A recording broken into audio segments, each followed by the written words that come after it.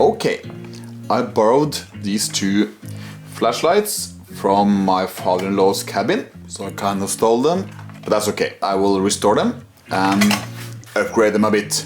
This one, all empty inside, but this one still got a really old battery. The idea is to remove everything, fill them with some new lights, and that's that. Thumbs up.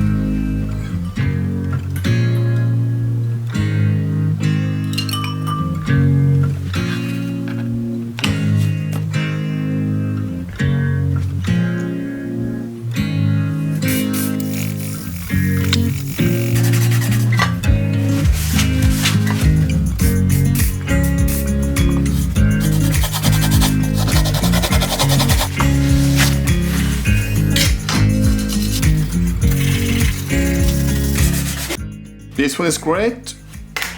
This one has some sort of milky surface and is cracked.